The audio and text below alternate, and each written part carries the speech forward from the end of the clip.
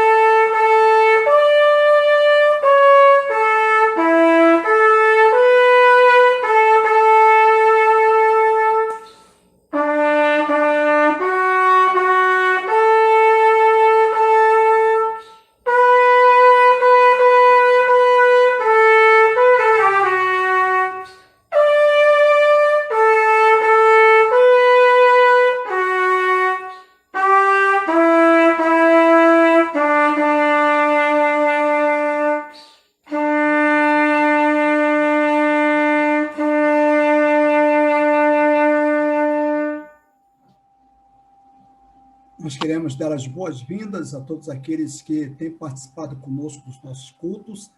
Nosso muito obrigado. Você seja uma referência de bênçãos de Deus nas vidas que nós conhecemos. Nós esperamos que isso realmente aconteça. É para nós motivo de alegria vê-lo, né, participando conosco. E nós queremos dar as nossas boas-vindas a todos, né? Que Deus te abençoe de forma muito especial. Você que é membro da igreja, família batista da primeira igreja, e também a família estendida, que são todos aqueles que, embora não façam parte do rol de membros da nossa comunidade, da nossa igreja, estão sempre ouvindo, sempre assistindo, sempre participando conosco, são amigos, são pessoas que estão sempre dispostas a colaborarem conosco, a participar conosco. Nosso extremo agradecimento a todos vocês. Nós esperamos que continue assim e gostaríamos que você assistisse nosso culto, continuasse assistindo nosso culto e também convidasse, né, compartilhasse com outros, desse um link, né, participasse. A sua participação é muito importante, ela é de fundamental importância para nós, viu? O nosso muito obrigado, que Deus te abençoe e que você seja uma vida abençoada e também uma vida abençoadora. A igreja tem alguns compromissos, nós temos alguns comunicados que eu vou fazer e eu gostaria de chamar a atenção de todos os membros da igreja, né? Os irmãos, temos aí um pedido de oração, de caráter de urgente. Vamos orar intensamente em favor da Elisângela, ela está internada lá no Lacaz. A situação dela inspira cuidado, ela fez uma cirurgia há pouco tempo, e uma cirurgia muito delicada, muito trabalhosa, está se recuperando e agora ela tem que fazer uma intervenção cirúrgica praticamente de urgência, mas não pode fazer porque a cirurgia dela é recente. Então, os médicos estão tratando ela com medicamento, com antibióticos, mas ela precisa dessa cirurgia que os médicos apontaram. Então, vamos ver o que os médicos decidem. Eu gostaria de pedir aos irmãos que orem por ela, orem pela sua mãe, a irmã Nícia, orem pela sua família, pelo seu esposo, peça a Deus pela sua irmã, Priscila, peça a Deus pelo seu pai, o Estevão. Olha, vamos orar por ela, vamos colocá-la aí em nossas agendas de orações. Também eu gostaria de lembrá-los que eu tenho uma amiga, e essa amiga tem um irmão que também está internado, deve receber alta na segunda-feira, o Agnaldo. Ele é irmão da Marisa, uma amiga nossa que trabalhou conosco durante alguns anos, tive a felicidade de tê-la, né, como funcionária, a Marisa, E nós temos orado pelo Agnaldo, vamos continuar pedindo a Deus pelo Agnaldo. E o Agnaldo, eu creio que segunda-feira ele recebe alta, ele vai ficar em casa recebendo os tratamentos, porque o hospital não está em condições de permanecer com ele mais algum tempo, por causa do perigo, o risco que ele corre de pegar Covid. Então, os médicos, em função disso, ele vem para casa, vai receber todo o amparo e os parentes vão cuidar dele em casa. Ele, aos poucos, ele vai se recuperando. Ele teve um AVC, está com sequelas muito graves, então, aos poucos, ele está se recuperando, está se alimentando por sonda, está bem delicada a situação dele. Então, vamos orar por ele. O nome é Agnaldo, viu? Vamos orar por aqueles que estão precisando de cirurgia. A Elijânia está aguardando cirurgia, Máxima está aguardando cirurgia. Vamos orar pelos irmãos mais amadurecidos, os idosos, irmão Domingos, irmã Altamira, irmã Maria de Lourdes da Hora, vamos orar por ela, né? E outros irmãos, né, que também estão aí com a idade já dentro daquele grupo chamado grupo de risco, que são exatamente os idosos. Vamos continuar orando por eles. Quanto ao nosso retorno às nossas atividades presenciais, vamos aguardar um pouquinho mais, nós vamos chegar lá. Não precisa ter pressa, nós estamos recebendo aí de alguns irmãos que trabalham na saúde, informações de que a Covid ainda não está totalmente dominada, vamos aguardá-lo, vamos ver essa questão da vacina, se vem, se não vem, vamos aguardar um pouquinho mais, viu? Vamos ter um pouco de paciência. Igreja não é somente lá, a igreja também em casa, e a igreja está trabalhando, a igreja está em culto. Nós temos culto terça-feira, às 8 horas, via online, e nós temos culto domingo pela manhã, escola bíblica dominical, com uma participação excelente, e à noite o culto online, esse culto que vocês estão assistindo, que vocês estão participando, viu? Então, nós queremos contar com a sua participação, viu? Com o seu envolvimento, e que você seja uma bênção como igreja, viu? Vamos abençoar, a igreja abençoadora. E aos domingos, a partir das 3 horas, nós temos lá na igreja uma equipe de irmãos que estão lá recebendo, principalmente as primícias, viu? Traga 1 quilo de alimento para poder repartir com aqueles que não têm. Outra coisa também muito interessante, as revistas, elas estão lá na igreja, aqueles que não pegaram revista, as famílias que não pegaram revista, procure, se faltarem revista, eu vou dar um jeito, né? Mas os irmãos, procure suas revistas, fale com a Lurdinha, ela vai entregar as revistas, os irmãos vão receber. Se houver falta, a gente demora um pouquinho, mas a gente resolve, tá ok? Então, obrigado, que Deus te abençoe. Meus irmãos, continue orando um pelos outros, tá ok? Deus abençoe.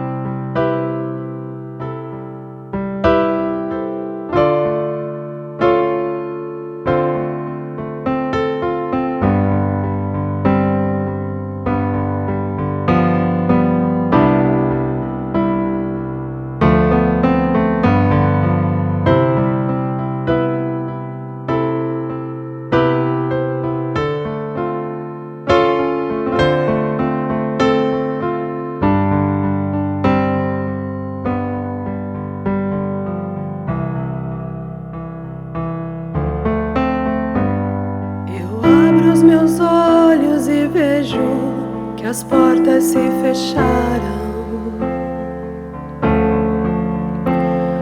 Eu abro os meus olhos e vejo que a doença já chegou. Eu abro os meus olhos e vejo meus pais já não estão aqui. Os meus olhos e vejo o meu filho já partiu. Eu abro os meus olhos e vejo machucaram o meu coração. Eu abro os meus olhos e vejo estou sozinha, Senhor. Vem me abraçar.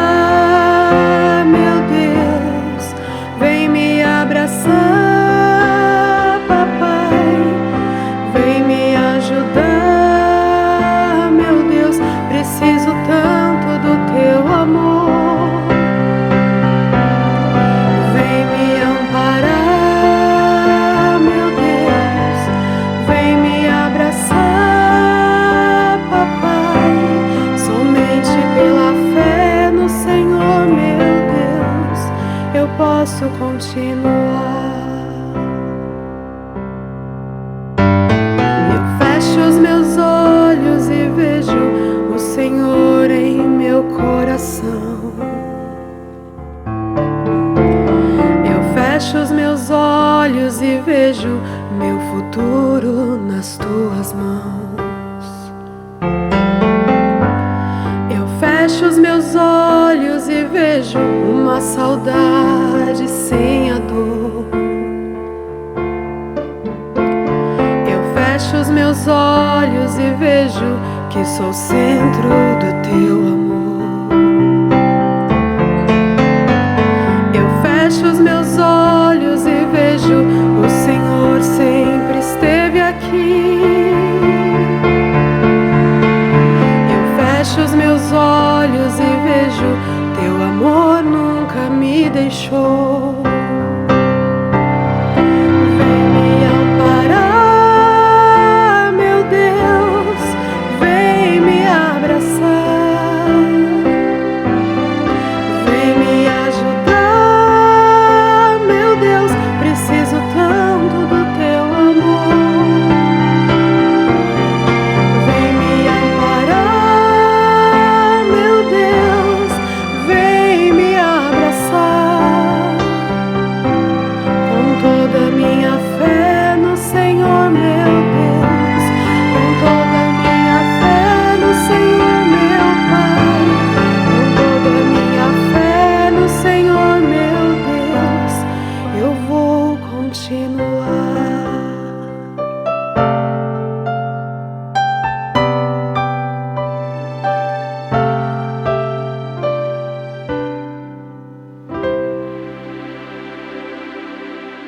Alguns domingos atrás, nós iniciamos uma série de mensagens baseadas nas tentações pelas quais Jesus passou. E essas tentações, elas estão registradas lá no livro de Lucas, é um dos que faz o registro destas tentações, e lá diz então que Jesus foi levado pelo Espírito Santo de Deus para o deserto, e ali ficou durante 40 dias e 40 noites sendo tentado por Satanás. E aí nós tivemos a oportunidade de, no primeiro sermão, nós observarmos quais eram aquelas tentações. Chegamos à conclusão, a Bíblia ela deixa nas entrelinhas que aquelas tentações, aqueles 40 dias e 40 noites que Jesus esteve ali, submetido àquelas investidas satânicas, tentativas para que Jesus deixasse de cumprir o seu papel, deixasse de amar o ser humano e também deixasse de seguir o seu caminho até a cruz. Esta passagem ela vai enfocar esses 40 dias e 40 noites, Jesus passando por essa série de tentações. Nós acreditamos que aquelas tentações que Jesus passou foram tentações que revelam também a nossa fragilidade, os setores que nós somos tentados no nosso dia a dia, na nossa existência. Então, durante toda a nossa existência, nós passamos por verdadeiro bombardeamento por parte de Satanás, querendo ocupar espaços que normalmente se oferece a ele. Então, ele tenta, a tentação sendo aceita, ele ocupa o espaço e passa a influenciar, e aos poucos ele vai até chegar no ponto de ter um domínio quase que absoluto na vida do ser humano. Essas tentações, elas foram rechaçadas por Jesus, Jesus venceu todas elas, e agora nós iniciamos a série falando sobre as 3 tentações derradeiras pelas quais Jesus passou.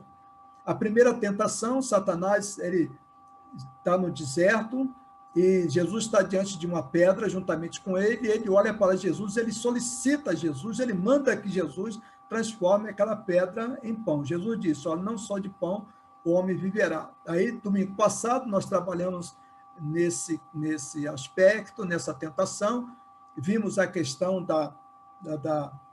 o homem passar a ser simplesmente comércio, objeto de desejos, e além de objeto de desejo, ser objeto de mercadoria.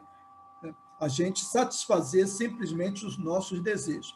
No culto de hoje, no sermão de hoje, nós vamos agora nos prender à segunda tentação, só que essa segunda tentação, ela vai ter vários desdobramentos. Hoje nós iniciaremos o primeiro desdobramento, o primeiro sermão dentro desse contexto da segunda tentação pela qual Jesus passou.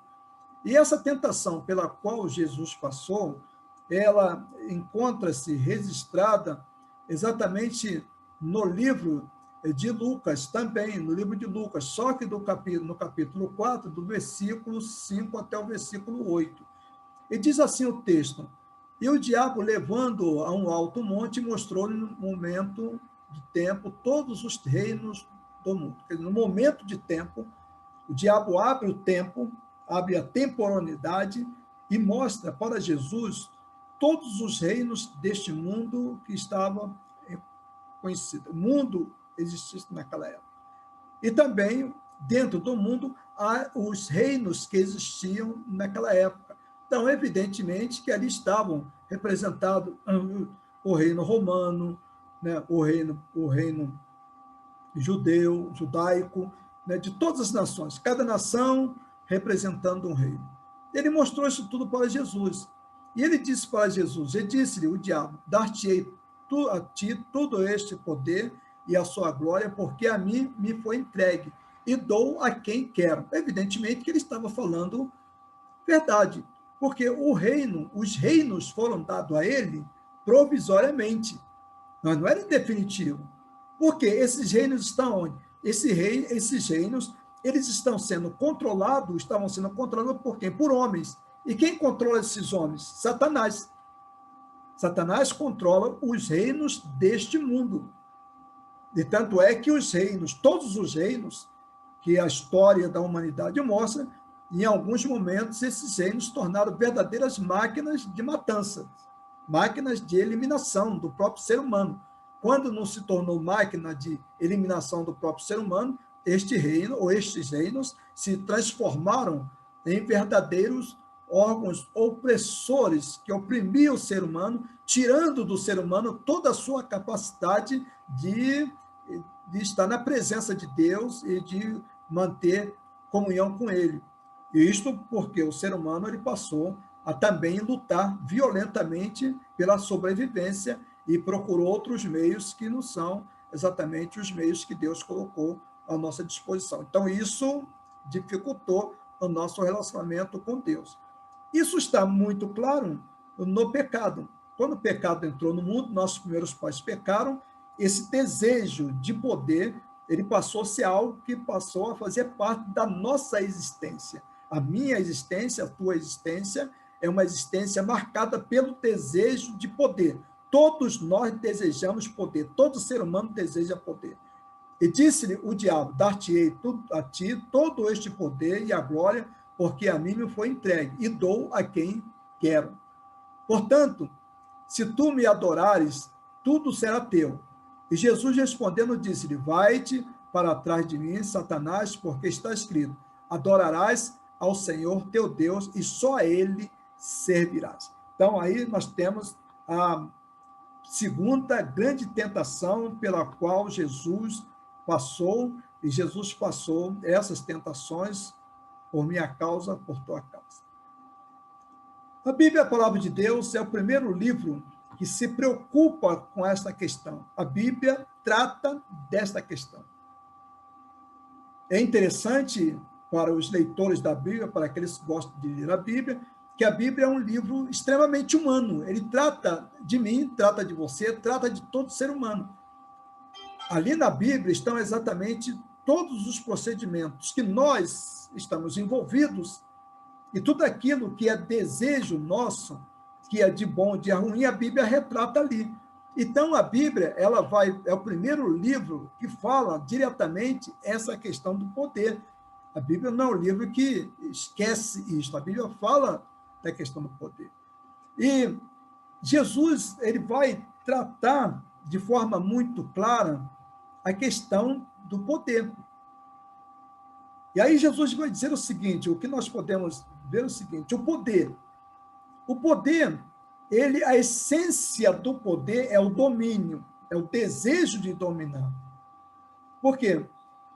Poder exige ou está implícito o domínio. Domínio de quê? Domínio das coisas, domínio do outro, domínio da riqueza. Então, todas as coisas, quando eu domino tudo aquilo que eu quero, estão exatamente debaixo dos meus pés, debaixo da minha orientação, e estão a serviço da minha vontade. Então, essa é a essência do poder. A essência do poder é o domínio. E também o domínio, a natureza do domínio, ela é diabólica. E isso nunca podemos deixar de lado. A natureza do poder é diabólica. E a Bíblia ela vai esclarecer exatamente isto. Lá no livro de 1 Samuel, capítulo 8, versículo 10 até o versículo 18, Deus, na sua infinita misericórdia, Deus demonstra de forma muito clara que o poder, ele é extremamente maligno. O poder, ele é desconfigurador da humanidade. O poder, ele tira a humanidade do ser humano, ele transforma o ser humano numa máquina. Os seus desejos de domínio, eles não têm limites, eles são exatamente ferozes, eles não respeitam limites. É por isso que Deus, na sua infinita misericórdia, quando o povo de Israel resolve, por sua livre e espontânea vontade, ter um rei à semelhança dos reinos que estavam ao redor do povo de Israel, ali próximo, aquele povo chega diante de Samuel e diz para Samuel, olha, você é representante de Deus e nós gostaríamos de dizer, nós estamos reunidos, chegamos à conclusão que nós queremos um rei à semelhança das outras nações.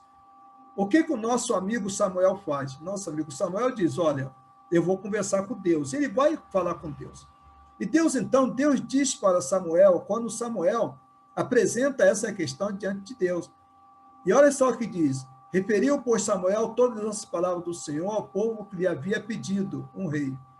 E disse, este será o modo de agir do rei que houver reinando no meio de vocês. Tomará os vossos filhos e os porá sobre os seus carros, né? E também colocará os seus filhos como cavaleiros deles, para correrem diante dos seus carros, e porá também os seus filhos sob domínio de chefes de 50 para levar os seus campos, fazerem as suas colheitas e fabricar as suas armas, as armas de guerra do rei, e os petrechos de seus carros. Tomará as vossas filhas para perfumistas, cozinheiras e padeiras, quer dizer, as filhas dos donos da terra, elas seriam retiradas das suas casas, algumas delas de forma violentas, e seriam colocadas lá no reino para fazerem exatamente cumprirem essas funções, função de perfumista, a função de cozinheira, a função de padeiras. Agora, veja bem, isso dentro de um contexto extremamente de exploração, de escravidão. É isso que Deus está falando, que não seria um trabalho voluntário, não seria um trabalho remunerado de forma justa. É o domínio do rei. O rei tem domínio. E Deus está mostrando isso. Tomará dízimo das vossas sementes e das vossas vinhas para dar aos seus oficiais. Quer dizer, o rei iria sustentar uma casta, e essa casta seria, na verdade, a casta que também estaria explorando o povo. E aos seus servos, quer dizer, nós teríamos praticamente 3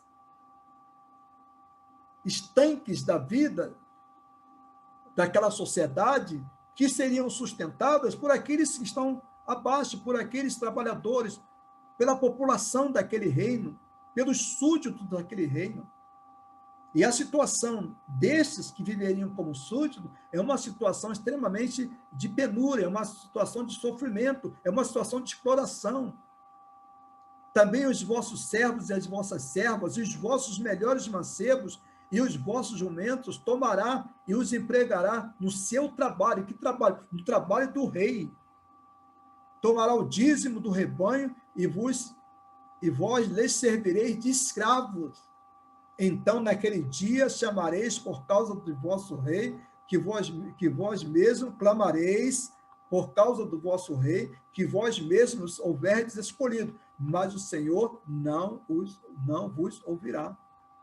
É interessante esses conceitos. É interessante como Deus aponta o reinado de um ser humano, o reinado de um homem. Esse conceito que Deus aplica aqui, ele é válido para qualquer situação, para qualquer parte do mundo, para qualquer país, para qualquer... Basta nós olharmos a nossa situação de brasileiro. Nós trabalhamos para quem? Nós trabalhamos para sustentar o executivo, o legislativo e o judiciário. São 3 castas que estão acima de nós. E todo brasileiro pagando imposto de renda e outros impostos embutidos naquilo que nós compramos, nós praticamente trabalhamos 3 meses de graça para a nação, para esses poderes. E esses poderes aqui estão dizendo aqui, ó, Deus está dizendo que esses poderes eles viveriam na extrema opulência. É comum um desembargador no Brasil ganhar 380 mil reais, 400 mil reais. Semanas retrasadas, nós tivemos aquele episódio da escolha de alguém que iria para o Supremo Tribunal Federal, e havia uma outra pessoa na expectativa amiga do presidente, aguardando que, afinal de contas, ele fosse para o Supremo, mas ele foi preterido. Mas o presidente da República resolveu que aquele homem ele iria agora para um outro setor muito importante, que era exatamente o setor do Tribunal de Contas da União. E os jornais estamparam que o salário desse homem seria de 631 mil reais. Quem é que paga isso? É o seu trabalho, é o meu trabalho, é o trabalho do povo, é o trabalho daqueles que estão embaixo. Então é isso que Deus alertou. Deus falou, os reis são malignos, os reis vivem desta maneira. Não somente os reis, mas todos esses poderes que estão presentes em todos os mundos, nos países ocidentais. Nós temos uma outra divisão, que é o poder executivo, o poder legislativo e o poder judiciário. Em alguns países, esses poderes estão com muito poder. São donos de tudo. Os componentes desses poderes não sabem o que são, não sabem o que é sofrimento. Os deputados do Brasil, o serviço médico deles é coisa de outro mundo. Os senadores nem se falam. Os juízes nem se falam. Agora que nós tivemos a pandemia, nós vimos exatamente, a pandemia mostrou o quanto nós somos desiguais. Quando você fica com pandemia, você vai para um hospital lotado. Quando o ministro do Supremo Tribunal Federal fica com ele é acometido de Covid, ele é tratado de que maneira? Ele é tratado com 5, 6 médicos, com uma equipe médica, helicóptero na sua disposição. Médicos, equipe médica da mais cara possível, é que vão dar assistência a esses homens. Tá? A diferença é muito grande. Mas quem é que paga isso? Quem paga isso é exatamente o povo, o trabalhador. Por quê? Porque a ganância dos dirigentes, a ganância dos reis, nós podemos colocar esses homens na figura de reis. O poder é diabólico por causa disso. Por quê? O poder, ele transforma o ser humano simplesmente em máquina. Ele tira a humanidade. O ser humano, quando ele almeja o poder, o ser humano ele se torna exatamente uma máquina de destruição. Só que esta questão do poder, segundo a palavra de Deus, ela já está presente nos nossos corações. Todos os seres humanos sofrem com a questão do poder, do desejo do poder. Isso faz parte. Essa é uma das grandes tentações pelas quais todo ser humano passa. Como nós não podemos exercer poder a nível lá em cima, nós procuramos exercer os nossos poderes a nível de onde nós estamos inseridos, no grupo que nós estamos inseridos. E o primeiro grupo que temos essa disputa a respeito do poder é a família. As crianças, elas não são anjos, as crianças já nascem e vão, aos poucos, manifestando esse desejo de poder.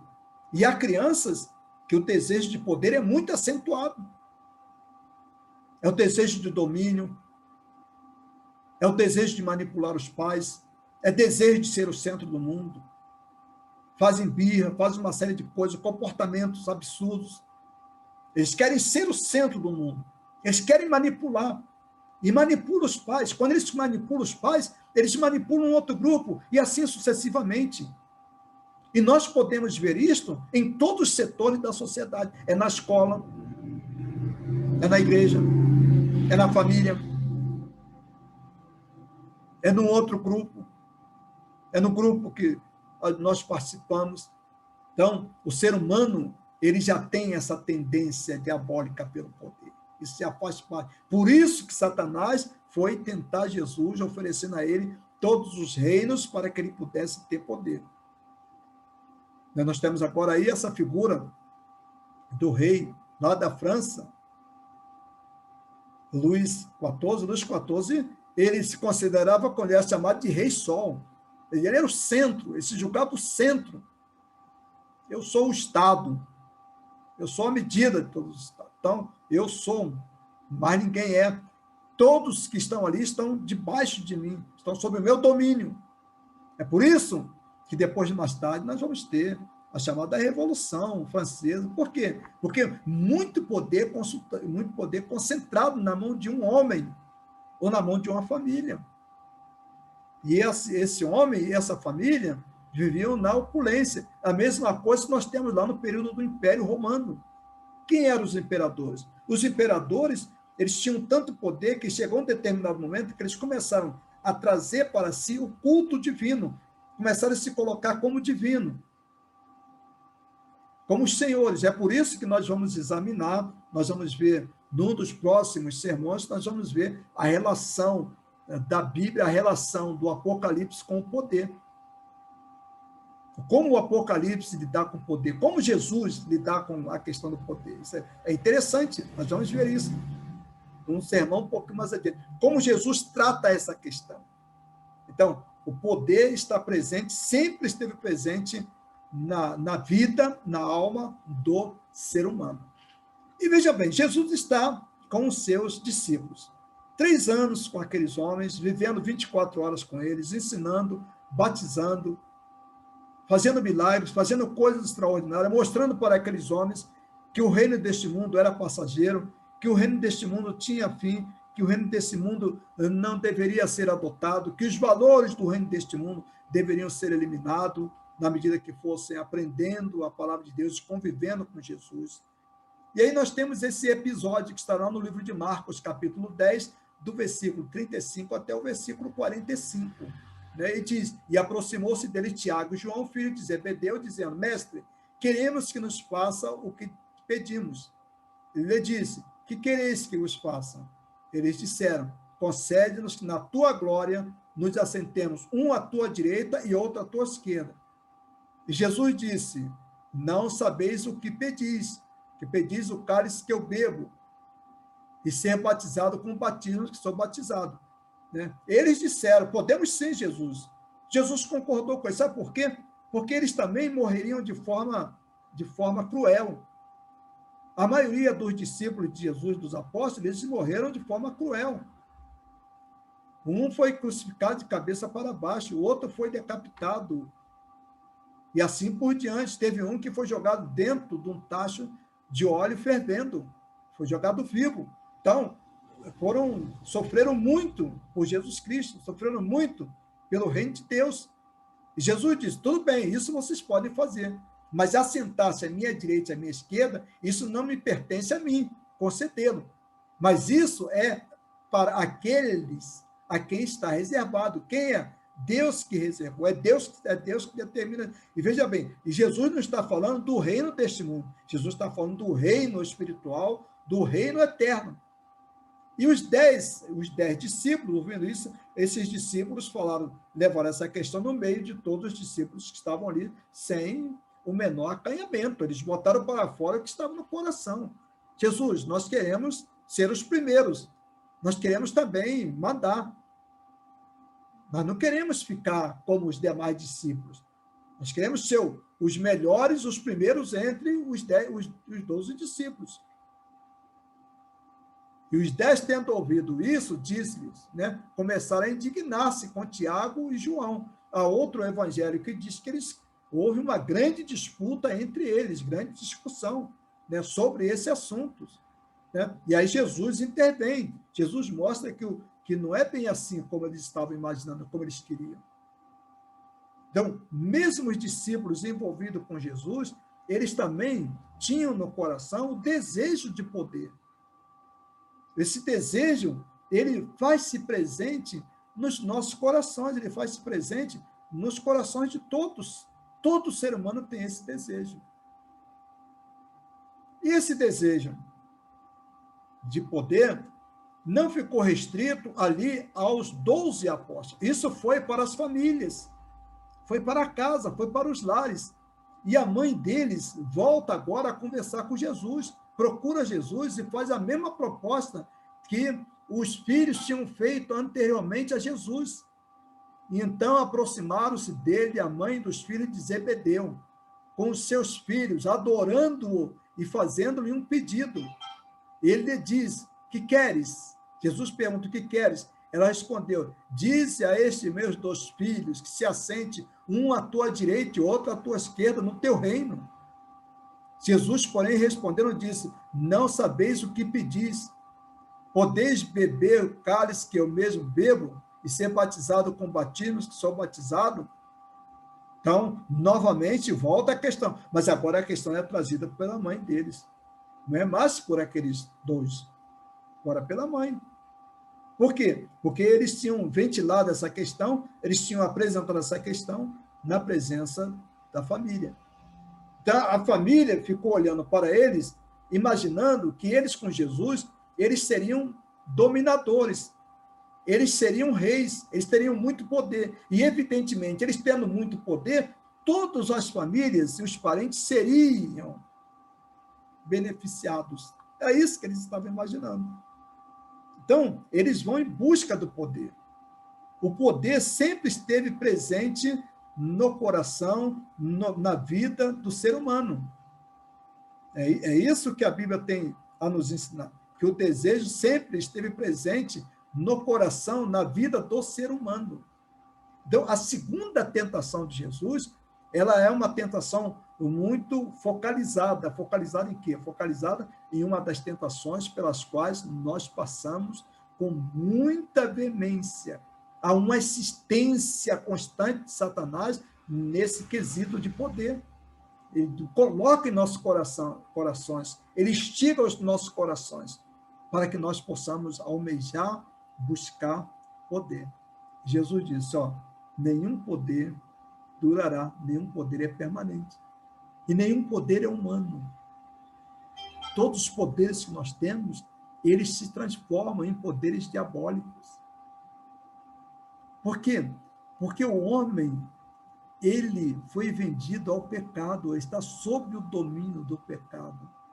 E ele, sob o domínio do pecado, olha o que acontece. Ele se transforma numa verdadeira máquina também de exploração e de matança e de eliminação do próprio ser humano. Foi o que aconteceu com Caim e com Abel. Caim mata Abel, tornou-se uma máquina de assassinato. Assassinou alguém. Então, o poder, ele leva a essas situações.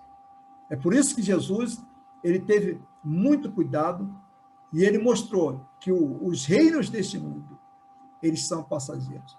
E os poderes deste mundo, os poderes que podemos adquirir, poderão nos conduzir à ruína e à desgraça com os nossos contemporâneos.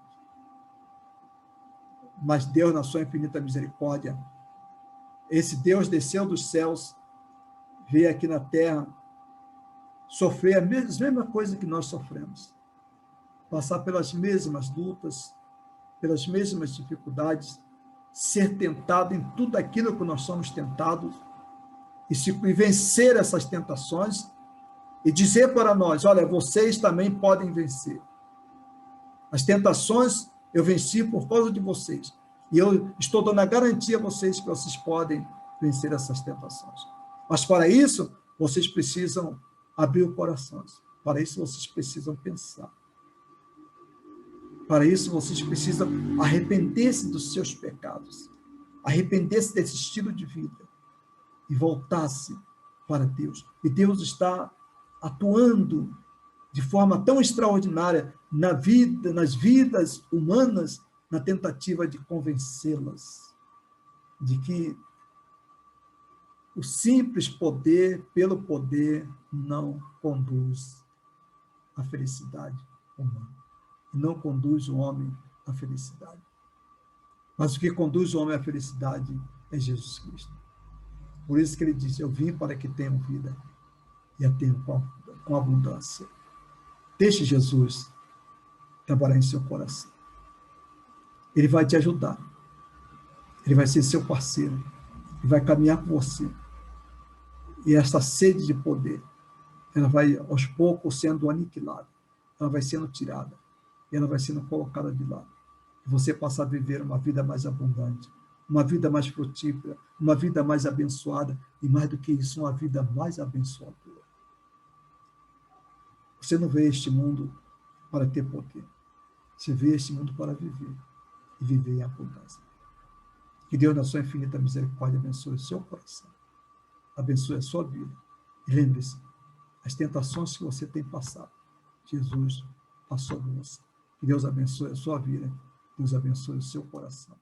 Amém. Nosso Pai que estás no céu, Senhor, nós queremos te agradecer, ó Deus, por mais este dia que o Senhor nos deste. Senhor, queremos, ó Deus, dizer que sabemos que sem tua presença, sem teu amor, sem tua graça, Senhor, não somos nada. Senhor, dependemos de ti. Pai bendito, obrigada por este culto, obrigada, ó Deus, pela tua palavra que foi trazida aos nossos corações. Que possamos, ó Deus, colocar em prática, Senhor, as coisas que o Senhor nos orienta, Senhor, as orientações que são contidas na Bíblia, Senhor, e também, ó Deus, que possamos estar firmes na fé, ó Deus, sabendo, ó Deus, que o Senhor foi tentado e que muitas vezes também passamos por dificuldades. Sabemos que o Senhor, ó Deus, há de nos ajudar, há de nos orientar, ó Pai bendito. Obrigado, ó Deus, porque Tu és santo, ó Deus. Tu vencestes, ó Deus, todas as tentações, ó Pai. Ó Senhor bendito, a Ti toda a honra e toda a glória, Senhor. Muito obrigada pelas Tuas palavras que nos fortalecem, ó Deus. Senhor, aumenta a nossa fé em Ti, ó Deus, que jamais, ó Deus, possamos desviar dos Teus santos caminhos. Obrigada também pela vida do pastor, ó Deus, que trouxe a Tua palavra. Sê com ele, esteja, ó Deus, ajudando a cada dia e acrescentando-lhe a fé. Ó Deus, obrigada, Senhor, por mais esta noite. Abençoe todos os nossos irmãos, ó Deus. Queira, Senhor, pela Tua infinita graça, Senhor, nos ajudar, ó Deus. E que possamos, ó Deus, estar, ó Deus, a cada dia acrescentando, Senhor, mais uma vez, ó Deus, a nossa fé e a nossa santificação em Ti, ó Deus. Ó Deus, muito obrigada por tudo, Senhor. Nós te agradecemos pela Tua palavra, Senhor, ao nosso coração. Em nome de Jesus. Amém.